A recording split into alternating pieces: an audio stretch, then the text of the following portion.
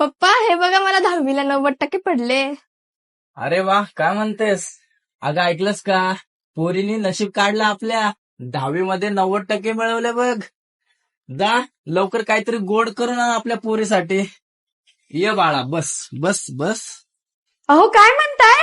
बघू बघू. पप्पा तिला काय रिझल्ट दाखवताय? तिला कुठं इंग्लिश वाचते येते? ती अशिक्षित आहे ना. बरोबर बोलतीस तू बाळा. जेव्हा आमचं लग्न झालं होतं ना, तेव्हा लग्नानंतर 3 महिन्यातच तुझी आई गर्भवती राहिली होती. तेव्हा मी विचार केला की आत्ताच आपलं लग्न झालंय, आपण कुठं फिरायला गेलो नाही, एकमेकांना व्यवस्थित ओळखलं सुद्धा नाही. यावेळेस आपण गर्भपात करूया आणि परत एक चान्स घेऊया. तेव्हा तुझी आई म्हणाली की कुठं फिरणं नको, मला काही समजून घेणं नको, मला हे मूल हवंय. आणि मग तुझा जन्म झाला. कारण तुझी आई अशिक्षित होती ना. जेव्हा तू पोटात होतीस ना, तुझ्या आईला दूध बिलकुल आवडत नव्हतं. पण तू सुदृढ व्हावीस म्हणून तुझी आई 9 महिने रोज दूध पित होती. कारण ती अशिक्षित होती ना.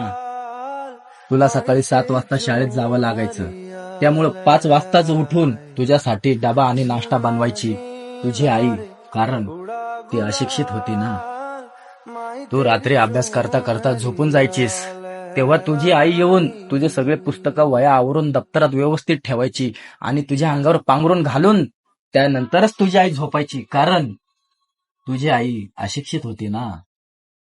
लहानपणी जेव्हा तू आजारी असायचीस ना, तेव्हा रात्र रात्र तुझी आई जागून सकाळी उठून आपली कामं चोख पार पाडायची. कारण ती अशिक्षित होती ना. तुला ब्रँडेड कपडे घेऊन द्या म्हणून तुझी आई माझ्या मागं लागायची आणि स्वतः मात्र वर्ष वर्ष एकच साडी वापरायची. का? कारण ती अशिक्षित होती ना.